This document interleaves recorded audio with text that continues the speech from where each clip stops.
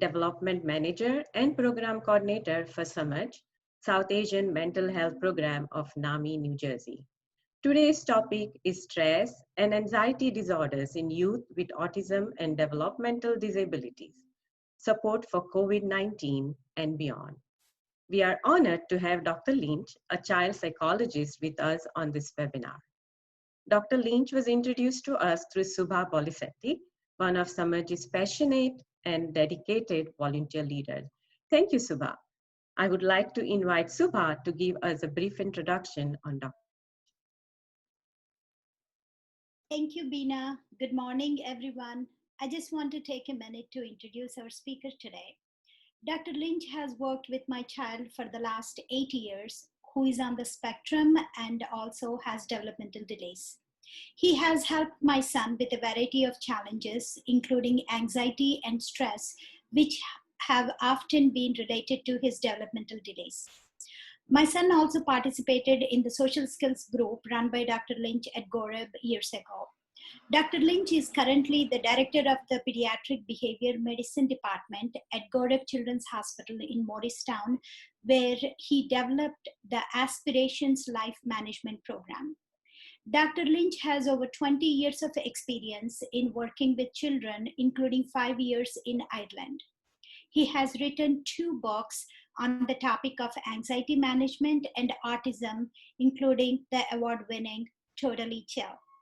Today, Dr. Lynch will be exploring the high incidence of stress and anxiety disorders in people with developmental disabilities across the age range, including in children, teens, and young adults. Thank you, Dr. Lynch, for taking the time to come speak with us today. Thank you so much. Great. Thank you so much for the kind introduction. Really appreciate it. Welcome, everybody. So I'm a child psychologist, and I work out of Goryeb Children's Hospital in Morristown, and I do have a special interest in working with developmental disabilities and a particular interest in anxiety management for kids with autism and related concerns. Because very often I see that when parents come to me with a child who has behavioral difficulties, very often anxiety is at the core of those challenges. So rather than addressing the behavior through a system of consequences, what I prefer to do is address the anxiety. So that way we're preventing the distress and we're preventing the behavioral challenges from occurring in the first place. Now, speaking of anxiety, I certainly have to acknowledge the anxiety that we're all speaking with regard to the current pandemic. We're all feeling it, and children with developmental disabilities and their families are not immune from this anxiety and stress. In fact, there are some additional challenges for kids with developmental disabilities and their families as regards the COVID-19 pandemic. So I definitely want to address that, but I thought it would be useful to first step back and get the broad view of why anxiety and stress tends to occur so often in children with developmental disabilities and what we can do to address that. Okay, so not that long ago, mental illness and developmental disabilities were often thought of as being mutually exclusive. And this is partly due to a concept known as diagnostic overshadowing. So with diagnostic overshadowing, if you have one diagnosis, it precludes a diagnosis of something else. So in terms of developmental disabilities, the thinking is that any behavior, any emotional symptom was part and parcel of the developmental disability. They didn't think about mental illness as being comorbid to the developmental disability, as also occurring along with it. So if someone, for example, with an intellectual disability presented with psychotic symptoms, that would be dismissed as part of their intellectual disability. If someone with autism presented with symptoms of anxiety or depression, that would be dismissed as part of their autism, okay? But over time, it was discovered that not only can persons with developmental disabilities have mental illness, in fact, it occurs at a higher rate than the population at large. So it's a real pressing issue that needs to be addressed. Just to take a look at some prevalence studies here. The top study looked at children with intellectual disability and found that close to 40% met the criteria for at least one mental health disorder. The highest were disruptive behavior disorders such as ADHD and anxiety disorders. The study in the middle reviewed research that looked at anxiety in children and adolescents with autism, and they found that close to 40% met the criteria for at least one anxiety disorder. And then the study on the bottom followed children with autism into adulthood, and they found that over half met the criteria for a current psychiatric disorder. And anxiety disorders were the most common, but there were other disorders as well, including depression and psychosis. So as we can see, mental illness certainly can occur in developmental disabilities. And anxiety tends to be one of the higher categories that occur in this population. So why is that? So it's important to understand that anything that can cause anybody anxiety can cause a child with a developmental disability anxiety.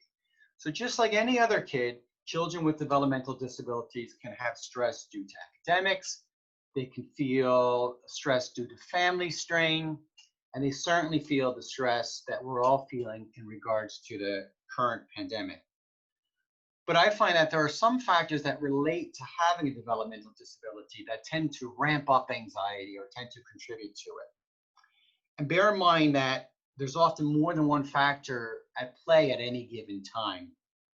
It's really important to do a little bit of detective work and to identify what factors are contributing to the anxiety that we see in our kids, because that's going to lead us to the most effective solutions.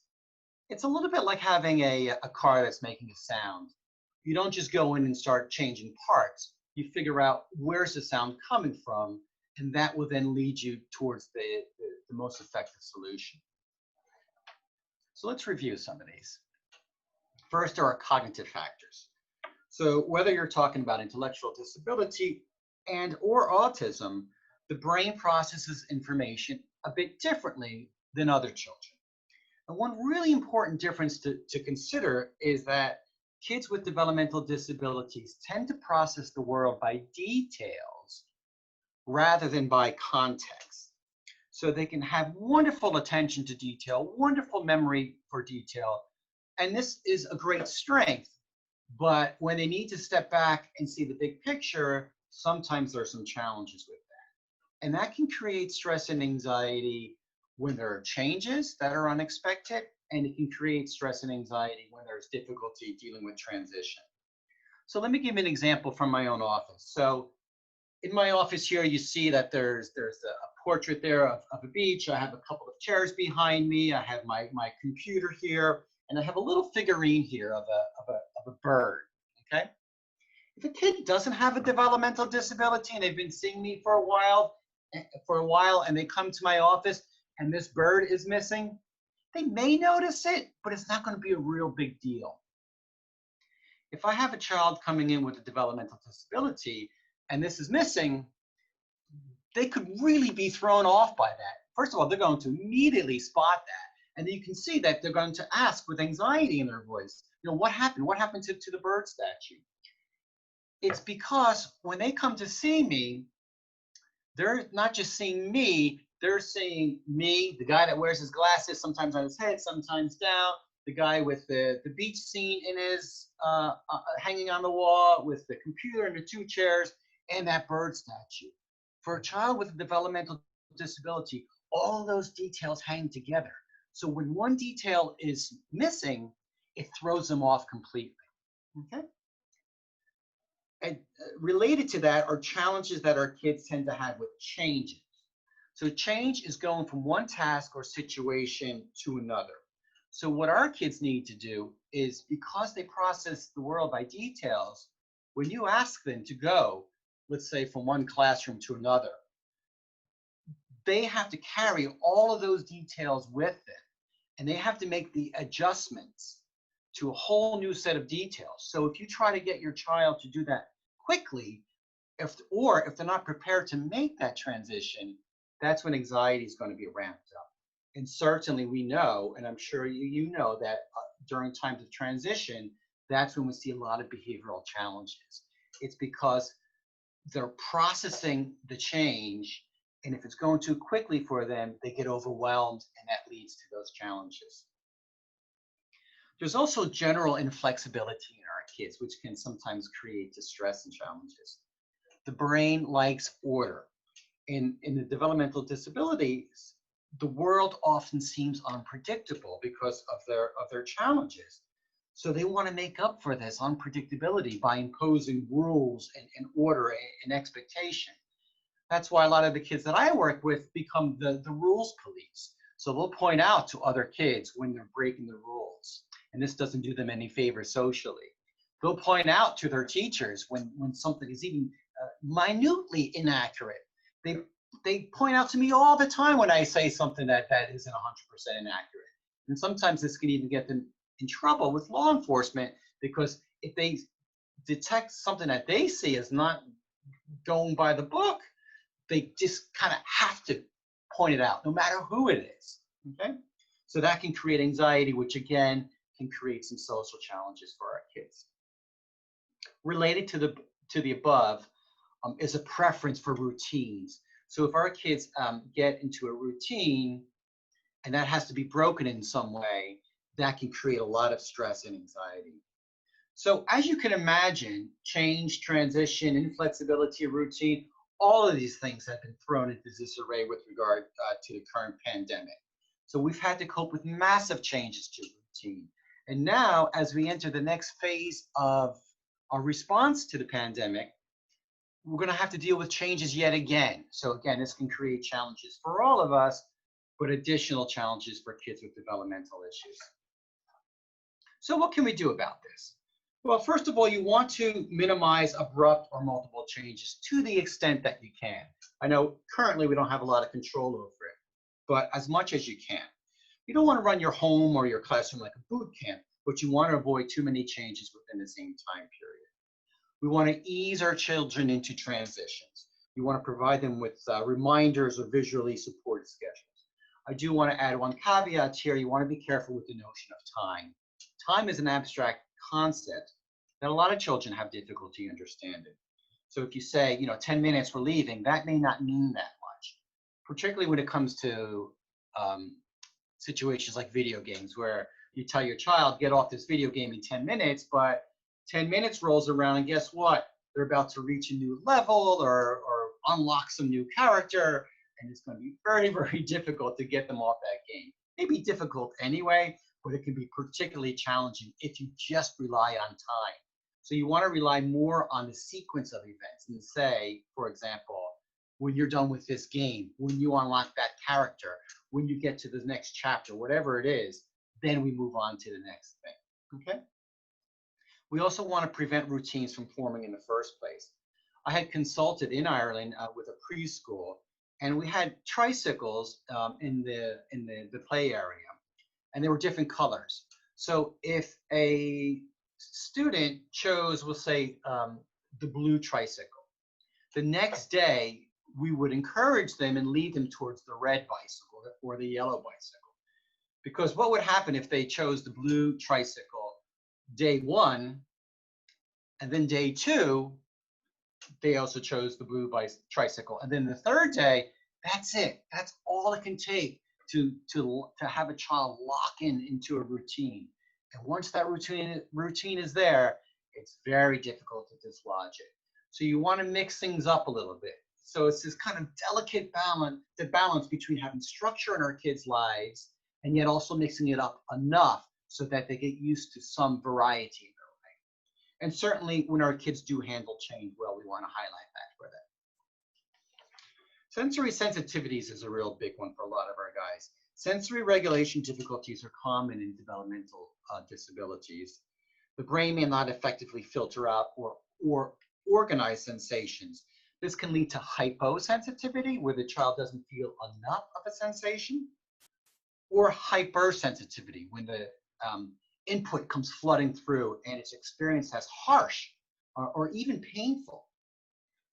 So certainly this can impact the traditional five senses, noise, touch, sight, smell, and taste. So with noise, it could be general noise or specific noises. with touch. It could be being touched. It could be crowds. The feeling of shirt tags bothers a lot of our kids. With sight, things like fluorescent lighting are very challenging for our kids. And with smell, it could be general smells or very specific ones. And taste challenges can lead to or contribute to narrow eating habits. But our kids have other sensory systems too, and these can be impacted, such as the vestibular system, the system of balance. A lot of our kids experience pain differently, and even things like body temperature can be thrown off from a sensory standpoint. And that can contribute to anxiety, which then leads to behavioral challenges. And in general, our kids tend to have a narrow sensory comfort zone. So they can be very easily overstimulated or understimulated. So if there's not enough going on, that can create challenges too.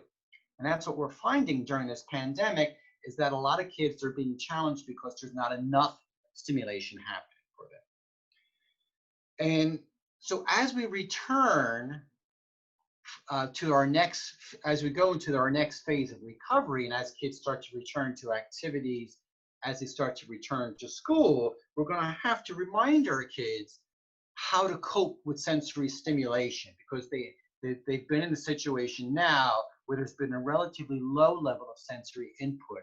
We're going to have to be prepared as they re-enter challenging sensory situations. The other thing we want to watch out for are some of the sensory challenges of returning to our next phase of recovery. A lot of our kids have challenges with wearing the mask, so we have to be careful about that and figure out what material is going to work for our kids. Some of our kids may get the temperature checks, and that is going to be challenging. So we want to make sure that our kids are prepared for that, and that the people doing the temperature checks are aware of what sensitivities our children may have. Okay, so you want to minimize unpleasant stimulation to the extent that you can. You want to use environmental strategies whenever you can. So if it's something you can change pretty easily, do it. So if you have a student, for example, that sits next to a hallway and they are distracted and thrown off by kids walking back and forth along the hallway, move them. Or if you can have them leave class early so that they can avoid a crowded hallway, then do that. So if they can wear headphones and block out sound without it affecting their functioning, do that, okay? Environmental strategies are things like sound absorbing tiles, the use of natural lighting. All of these things can make a really big difference in the comfort level of our children.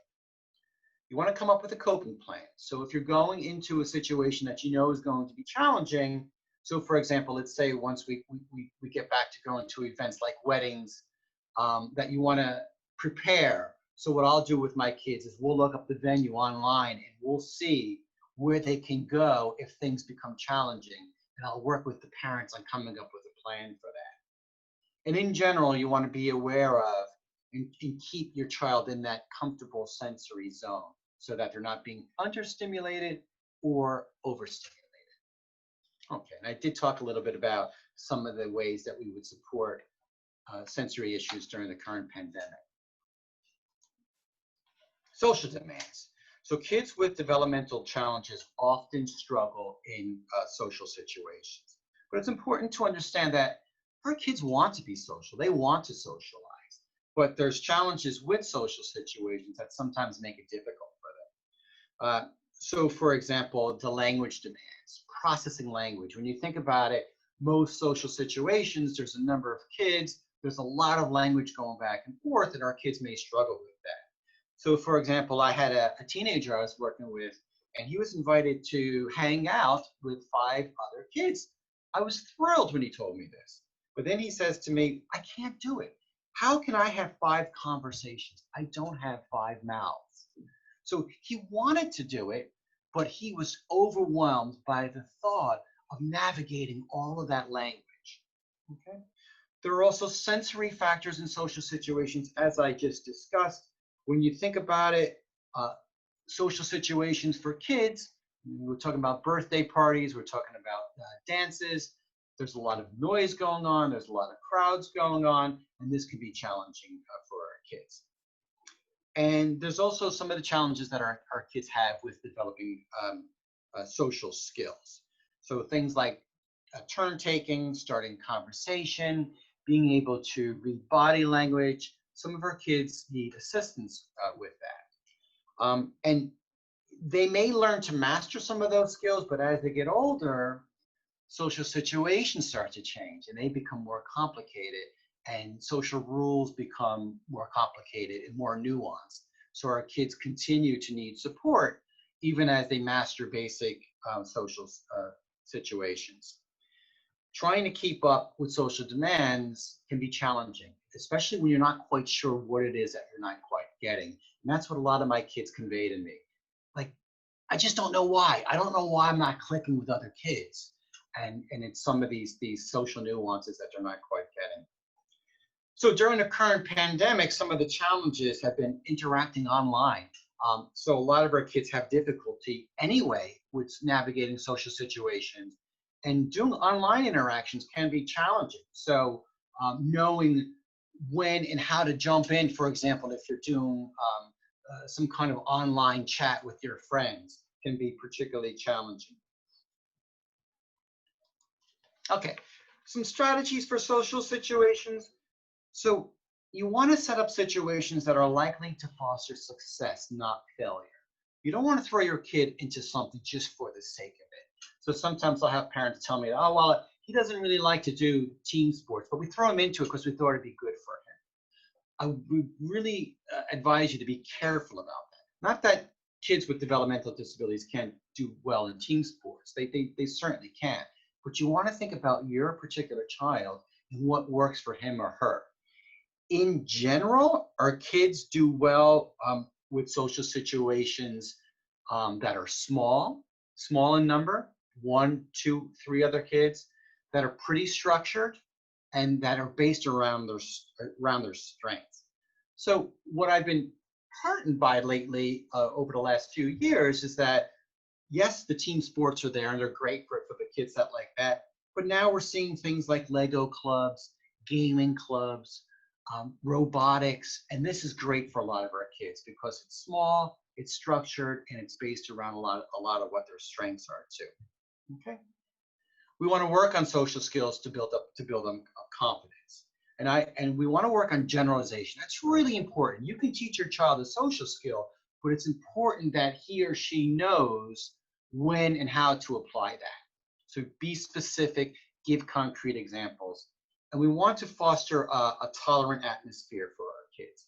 We want to encourage kids who don't have disabilities to understand our kids and to accept some of their behaviors may be different than what they're used to, but it doesn't make them a bad child, and that they have a lot to offer. Okay. So during the pandemic, what you want to do, for example, you want to practice some of those online interactions. So if your kid uses Zoom, for example, practice that with your kid, log on so that they can get used to the technical aspect. And if you do set up some online interactions, start with 1 or 2 peers first so they can get used to that. And then you broaden out as they get used to it. Okay. Language demands. Language processing challenges are common in developmental disabilities. Some kids struggle with the basics of communication, such as expressive language, which is expressing yourself, receptive language, which is understanding what others are telling you. Not being able to communicate your basic wants and needs causes frustration in and of itself, but it has a magnifying effect because if our kids get anxious, they may have difficulty conveying that to others so that the anxiety can ramp up even further. But even kids who can communicate their basic wants and needs may struggle with other aspects of communication, such as pragmatic communication, which is using language effectively in social situations, or non-literal forms of language, such stuff like similes and metaphors. So trying to keep up with the language demands of social situations, as I said earlier, can lead to confusion, which can lead to anxiety. And during the pandemic, the use of this technology has really compounded our children's language difficulties. So when there's lag, when the screen freezes, when we're thrown off and have to sign back on, that's frustrating for all of us. But it really throws our kids off. So some strategies for language demands, you definitely want to make sure to use visual supports. So even though a child may be able to read, just a little bit of a visual cue can really go a long way towards helping them to understand a situation. Visually based schedule, use pictures to remind your kid of what expectations they have. You can use photographs if you're getting ready for a new situation so that they have an idea of what to expect. Clear communication is really important. You want to watch the pace of your language, especially when we really need our kids to understand something. You want to watch out for overly abstract language, and you want to focus on key words when you really want to get your point across. You don't want to talk to your kid like a robot all day long, but when there are times when you really need to get your point across, break it down into its simplest components. Make sure your kid understands what you said before delivering the next instruction. And you want to give means for expressing frustration or anxiety. It could be a word, it could be a short phrase, it could be pointing at a picture. You want to make sure that your child has some way to tell us when they're distressed so that we can then help them to cope. And during this pandemic, we want to, as we're using these technologies, we want to make sure that our kid has an opportunity to practice and that they also know what they can do if, for example, there's lag, if the screen freezes. Let's teach our kids this ahead of time so that they're prepared for it when it does happen. Okay, and there's task frustration too. Our kids with developmental disabilities are wonderful and they know a lot. They're intelligent in so many ways, but they sometimes have challenges with conveying what they know, okay? And that gap between knowing something and being able to show it really creates a lot of frustration for our kids, which also contributes to their anxiety. So there are some common areas that our kids tend to have some struggles with. Certainly motor skills for a lot of our kids. I find a lot of our kids particularly struggle with fine motor skills, especially motor skills that require the coordination of left and right. So things like tying shoes and using scissors and riding a bicycle. Our kids also struggle with executive function skills. The executive function is like the manager part of our brain. So again, our kids can have great memory for details, but the executive function kind of helps to put it all together. And it helps us with attending, it helps us with organizing and planning skills. Our kids also may struggle with some abstract thinking skills.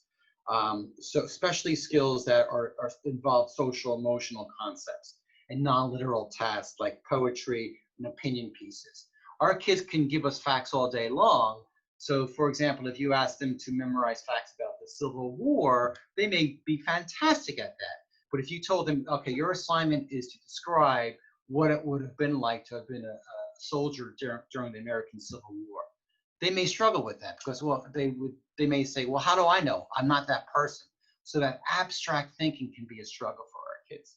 There's a couple of other key academic areas that tend to be challenging for our kids. One of them is reading comprehension. So our kids sometimes learn to read fluently, sometimes at an early age, but it's understanding what they're reading can sometimes be a challenge, and that can sometimes lag behind. But the one area that I really find that where a lot of our kids struggle with is writing. And that's because writing really involves all the skills that I mentioned above. There's a motor component, there's an executive function component because you have to organize your thoughts. And very often writing requires us to think abstractly and to put ourselves in the mind of the reader, and our kids sometimes struggle with that. So writing is one of those areas where a lot of our kids tend to struggle. All right, so what can we do about this? Certainly want to give our kids the means to express when they're frustrated. I always say remediate, accommodate, or celebrate. Remediation means that we build up weaknesses. Accommodate means that we work around it, and celebrate means that we use a child's strengths to bring out the best in him or her. We want to consider the timing of tasks. Many of our kids do better early in the morning. Sometimes we may want to alternate tasks, so they give them a challenging task and an easy task and then a challenging task. And we want to present challenging tasks on a graduated basis, always praising for persistence and effort. The key to learning for any of us is to find that sweet spot between being challenged but not being overwhelmed. We really need to be acutely aware of this when we're working with a child with a developmental issue. During the pandemic, what I found is that a lot of our kids are really missing one-to-one support. And I think what's really important is that the one-to-one support, whether we're talking about an aide or learning support teacher, yes, it helps in terms of instruction, but I find that a lot of our kids just miss having that person there as a mental anchor. And so we need to work around that during the pandemic. So I've encouraged families and schools to work together to come up with a plan so that our kid makes sure that they get some one-to-one time. Even a little can go a long way, but they need that. They need that one-to-one support still, even if it's virtually. Okay. So some of the challenges of the current pandemic. The interesting thing about this pandemic is this is something that's impacted the entire world. Every single person on the face of the planet has been impacted by this. And our kids are no exception. So our kids have all of these challenges, and you do as well as family members. So there's anxiety and fear over the virus. This is kind of morphed over time from what it is to what's going to happen as we re-enter certain phases of society. There is the massive adjustment and changes in routines, and this is all changing again as we enter the next phase. Maintaining academic progress and motivation has been challenging, even for kids that were really, really good students. And I must say that all of our kids have done wonderfully. I'm so proud of all of our kids for getting through this school year. But even the most motivated student is really starting to tire of this. And I've noticed that the last weeks of school were really challenging for our kids to maintain that motivation. There's the coping with the confines of quarantine, which is challenging again for all of us. I don't care how big your house is, it's very small at the moment. And I know in my own house that no matter where I want to go, there's either a family member there or my dog is there. And so over time, that's creating stress for all of us, that just being confined. And there's the missing or modified milestones. So kids that have had to either miss or heavily modify their graduation or their birthdays, this is certainly creating distress and frustration for us. But if there's one characteristic of this pandemic that's really contributing to our anxiety, it's uncertainty. So from the very beginning, this pandemic has been defined by uncertainty. What is the virus? Is it coming to America? Will it spread? How quickly will it spread? And then there's been so much conflicting information out there with regard to what we should do or what we shouldn't do. And that's continuing as we enter the next phase of our response to it, what works and what doesn't work. So those are challenges that we all have to contend with. But there's additional challenges for kids with developmental issues and their families. First of all, many kids with developmental issues have comorbid health issues. And this can really ramp up the anxiety over whether or not you may have an underlying condition. There's the challenges of online learning that I had mentioned earlier that can really compound frustration. There's the impact of not having that face-to-face learning support that I mentioned earlier. There's the difficulties about navigating online social interactions that I talked about. And there's the challenges of online healthcare. Televisits have been great, but they can pose some challenges. There's the technological challenges, and our communication with our healthcare providers may not be as long as we want them to be. But use telehealth, okay? I want to encourage you to do that. All right, so addressing fear and anxiety. So you want to answer your child's questions about the pandemic, about the virus honestly, but you want to make sure that you provide them with an information that at a level that they can process. particularly with kids with developmental issues, you want to watch out because they have that rigid thinking that I had talked about a little bit earlier. And this can be challenging for our kids because if you think about it, we told them you can't go outside, you can't be around other people. And now we're telling them, well, now it's safe to go outside. And now it's safe to be near other people, although we still want to encourage a 6 feet distance. So that's really challenging for our kids because it's like, well, you told us this on the one hand, and now you're telling us something else. So you want to make sure that we talk to them about relative risk and that we convey that as well as we can, that things are changing, and as things change, our behavior can change and we can still be safe. Okay, and we can use visual supports to do that, use concrete examples whenever you can. But no matter what you do, no matter how you need to explain this to your kids, always make sure you pivot to what we're doing to keep them safe. And that whatever we're doing is to keep them safe, okay? We want to watch out for media exposure. You don't want to avoid it entirely, but you want to monitor it. Remember that our kids no longer get news from watching the 6 o'clock news. It's everywhere. It's in social media. Even in their video games, they have chat functions where they're learning about the virus and the pandemic. We want to make sure we understand what they know so that we can clarify it. But you also want to watch how much of it we watch. I had a kid told me, he's about 16 years old, and he said something. He said it was so. What he said was just so wise. I asked him, are you watching the news about this? Because I wanted to see how that was impacting him. And this was in March when things were really kind of heavy. And he said, I watch enough of the news to stay informed, but not so much that I panic. And I thought that was a great lesson for all of us. You want to learn and practice relaxation skills. I'm going to talk about that in a minute. And you just can't beat good old distraction. So when stress is building up, do something that's pleasurable, do something that gets you out of your own head. And we need to encourage our kids to do the same. Okay, so routines. We want to maintain routines to the extent that we can.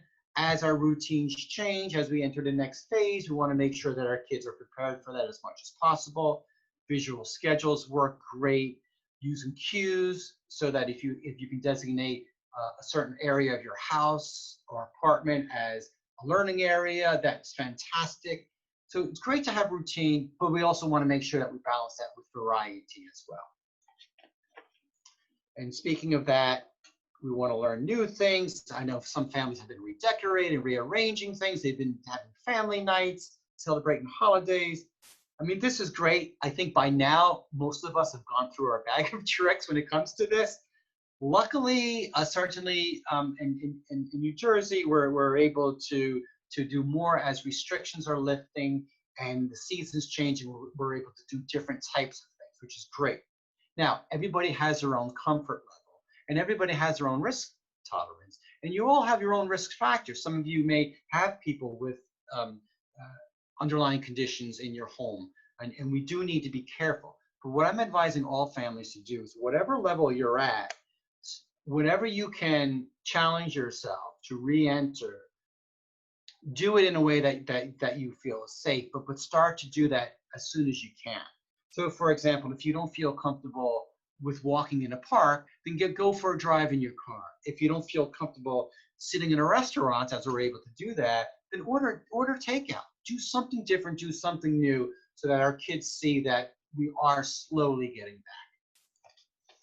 All right, so there are mental health concerns. I've talked about a lot of these already. So decreased social interaction, decreased novelty, all of these things can contribute to mental health. And the other side of that is that we have all these challenges to our mental health, and yet there's fewer ways to address it. So, for example, we can't go to the gym, at least not yet.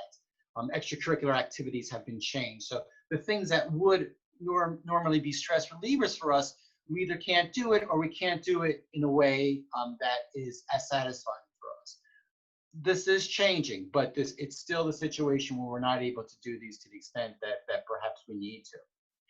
So we're concerned about new or exacerbated disorders like anxiety and depression, mental health care has been interrupted, and there could be pent-up mental health needs with the pandemic. So we want to make sure that we maintain mental health. We want to watch our kids for signs of distress. And remember, with kids in general, and particularly with kids with developmental issues, they may not say it, but they may show their distress through behavior. So watch out for that.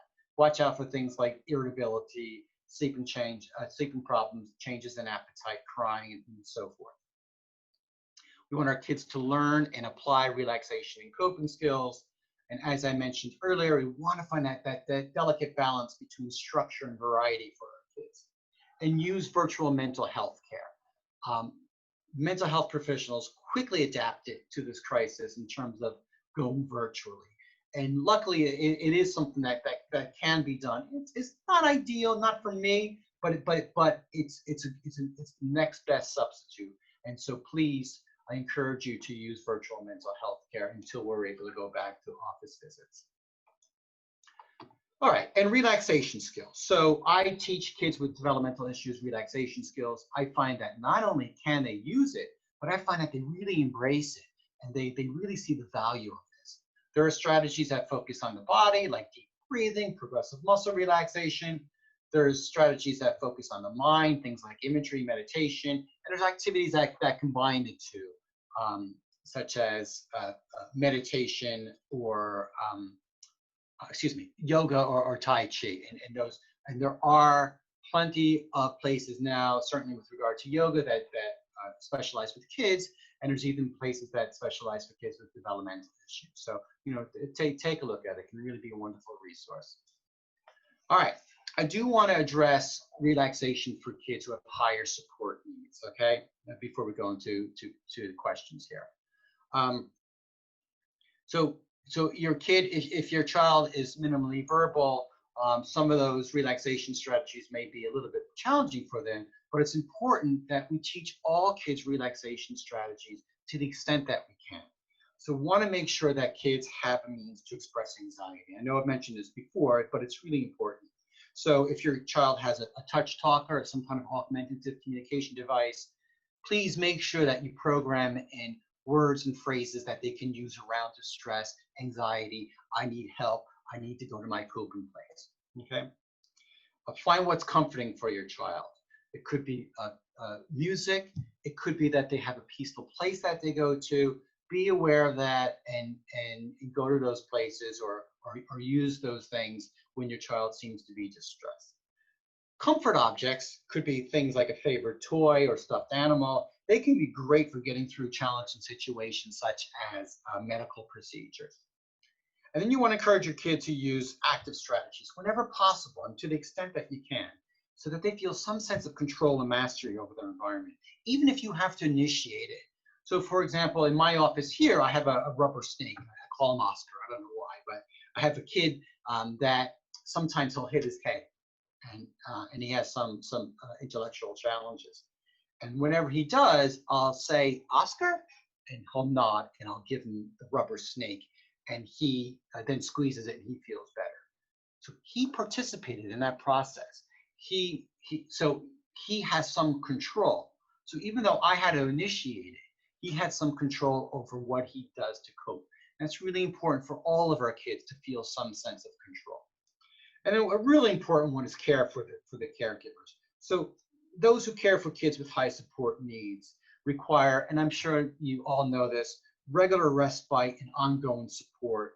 When you have multiple demands, it can be really draining. And when your resources are tapped, it doesn't help anybody. And it can make it really difficult for you to step back and see what you need to do to help manage your child's anxiety, just because you're overwhelmed with pressing needs.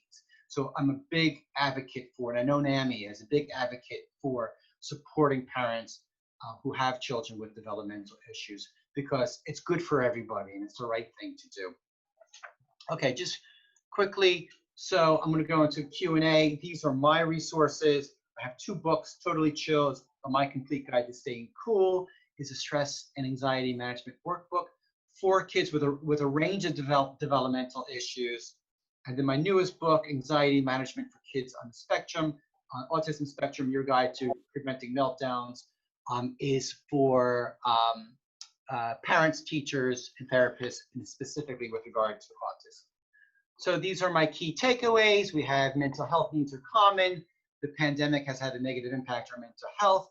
There are things we can do to the environment, but our kids can learn and practice coping strategies. And with that, I'd like to thank NAMI for providing me with this opportunity. I'd like to thank all of you for being here, and we're going to go into, I believe, questions and answers now. So Dr. Lynch, thank you very much for joining us and sharing with us this valuable information. And we have a lot of questions. I don't know if we will be able to get to all the questions, but let's give it a shot. So the first question is, how do we work with our older children on the spectrum not to get taken advantage of by others who lie to them, steal from them, and use them? That's a really good question, because first of all, when people have developmental issues, they do become a target of sorts, and so it is something that you need to be aware of. That being said, this is a really complex skill, because what I've seen, I sometimes see two things. So some of our kids, they have difficulty knowing when someone is joking with them, when they're doing something because they want to connect with them, they want to bond with them, for example, with teasing, versus when they are trying to take advantage of them. So I get this all the time with my kids where they don't know if they're being bullied. So sometimes they may think they are when the other children are trying to bond with them, and sometimes they really are, and they don't really know it. So I want to teach my kids to be aware of what kind of cues to be aware of. What kind of situations do they want to be aware of that may indicate that there's danger here? So sometimes I'll ask my kids, for example, are you friendly with this person? How do you know this person? Okay, so that's one important thing to consider. Then I'll have them consider, what's the look on their face? Are they smiling with you? Are they joking with you? Or do they look like they're being mean in some sort of way? And how are they with other kids around you? Are they different with you when there's other kids around? So these are some of the cues that I would encourage your kids to bear in mind. And with older kids, because the consequences are serious at any age, but it can be particularly serious. You want to encourage them to ask questions. So if they have any doubt with regard to somebody's intention, make sure they know who they can go to check it out. And I'll say that to kids. Listen, when in doubt, check it out. You could always ask somebody that you trust, a trusted adult, to help clarify these things for you. Thank you. The second question is, I work with children who are on the more significant end of the spectrum. We are starting to work on treatments to get the students ready for health checks, face masks, hand washing, and sanitizing, etc. As all these skills will be anxiety producing for our kids, I'm writing a ton of social stories, that's what she meant, will be social skills to prepare them. But do you have any other strategies or techniques that you can recommend? I think that's fantastic. Using social stories with visual supports is a really good way to do it. You can write your own. I don't have the resources here right now, but I've seen a number of social stories online with regard to the pandemic. So I'm hoping that there's going to be social stories with regard to as we return to our next phase of recovery. So I think that's great. But I think the more concrete you can get, the better. So if there's a way that you can have kids come in, maybe on their own first, and maybe with a care provider, to go through the checks just one-to-one, so there's not all that additional stimuli for them to deal with, and do some dry runs with them, I think that would particularly help. I know there's logistics involved, but if you can go through the situation first before school starts on a one-to-one basis, that's going to make a big difference.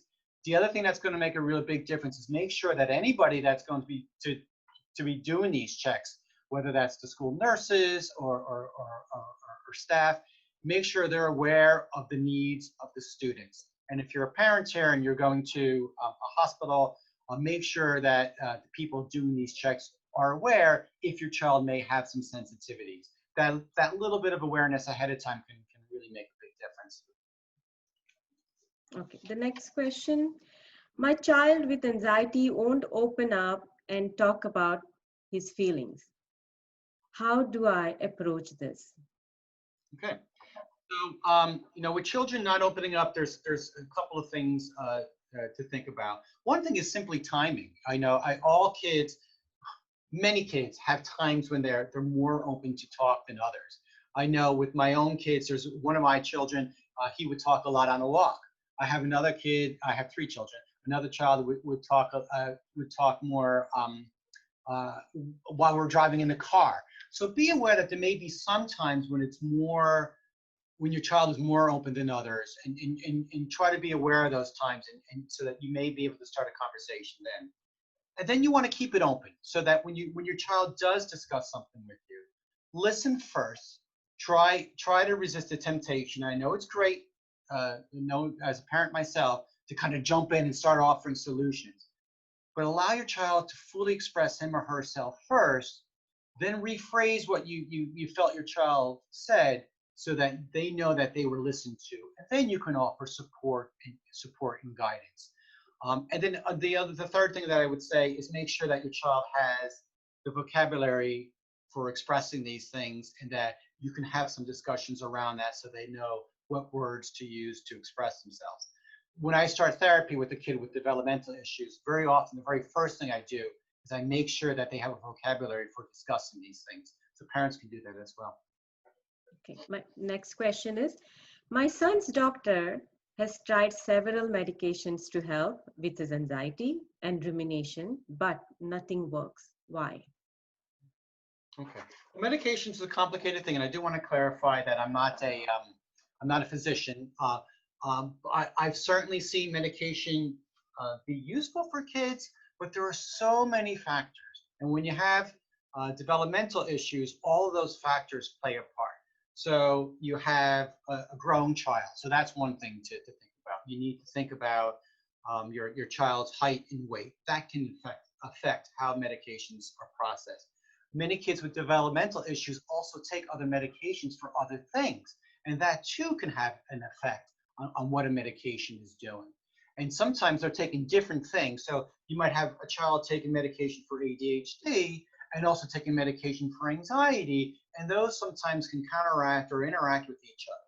So I encourage you to think about all of these things and have an honest, open discussion with your healthcare provider over what you think is working, what you think is not working. Take good notes about your child's behavior so that your healthcare provider has as much information as possible. And even in the clearest and best of circumstances, very often medication needs to be changed and managed over time. My young adult daughter is extremely limited in expressive language. How can I provide a means of expressing anxiety and frustration? Well, language is certainly more than words. So the visual supports can really help a lot. So I know sometimes the concern is that if we provide our kids with visual supports, that we're somehow going to hamper their language development. But in fact, the opposite has been shown, that use of visual supports like visual schedules can actually enhance our language development. So anything that you can do, whether it's coming up with a board that might have several different emotions on it, or several different coping strategies that your daughter can point to. And I do understand that your daughter may indeed be able to have the language to express these things, but having that support can kickstart the language. So if she can start off with the visuals, very often that will then lead to more verbal expression. Okay. Next question, how do I get my 16-year-old son tested to see if he has developmental disabilities? Well, pediatrician is your first step. Okay, so you want to make sure that you talk to your child's pediatrician, because they're going to number one, they're going to be able to offer you some guidance right there and then in the office visit. But number two, they're going to help to facilitate the referral to a developmentalist. So developmental specialists, neurodevelopmental pediatricians are really kind of the gold standard when it comes to assessing developmental disabilities. A lot of the hospitals have developmental centers. So we have the Child Development and Autism Center, and other hospitals have their equivalent of that, but they can be quite a long way to get into to get in those initial evaluations. So get the ball rolling first with your pediatrician, who may be able to help smooth out that process for you. But definitely I encourage you to get a full evaluation, so that you get a real good baseline of where your child is at, so that developmental issues are very rarely yes or no. It's more on the lung of spectrum. So even if your child doesn't qualify for a particular category, there may still be a baseline that you can get that you can then follow over time to see what areas are growing and what areas still needs to be addressed. Thank you. Next question. Why is it so difficult to find a cure for mental disability? That's a really good question. There are so many factors that go into both developmental issues and mental health issues. So there's the brain itself. The brain has developed multiple systems for processing the world, and it's built in redundancy as well. And there's a reason for this, so that if some of our brain functions for whatever reason stop working, that the brain then has other functions that then jump in and to help out. The problem is that this complicates it so much that it's very difficult to look at the brain and target it and say, oh, that's where intellectual disability is, that's where anxiety is, that's where depression is. Very often it's a combination of systems that contribute to how the brain works, and so that makes cure that much more difficult. Also, the factors that contribute certainly to mental illness are very complex. So we have social issues, we have environmental issues, we have development issues. So as we change over time, we have the impact of things like hormones on our development. So for all of these reasons, it's a very complicated situation. So I always say, don't give up looking for cures, but focus on management. Management's really key. Management is what we need to get through today. And as we learn to manage things, that's going to start to build up towards more and more towards mastering some of these things. Thank you, Dr. Lynch. Thank you so much for joining us and sharing with us this valuable information. It was a great webinar. If anyone has any additional questions, you can put them in our survey. Great. Thank you so much. Thank you. And before we close the webinar, I would like to share with our participants our online resources and information from the NAMI NJ website. All our programs are free. If you want to get involved or be a member, please click on the Get Involved tab and choose your options. Click on COVID-19 information page to access all our services and resources. Here you will find NAMI New Jersey online support groups, local affiliate online support groups, multicultural online support groups, NAMI signature presentations, and NAMI New Jersey webinar series. Here we will post today's recording along with the presentation slides. Feel free to reach out to NAMI New Jersey for any support you might need. Thank you again for sharing this hour with us here today. As a reminder, it would be appreciated if you could complete the survey at the end of the webinar so that we can incorporate your feedback for future webinars. This concludes our webinar. Thank you all. Thank you, Dr. Lynch. Thank you. Have a wonderful day, everyone. Take care.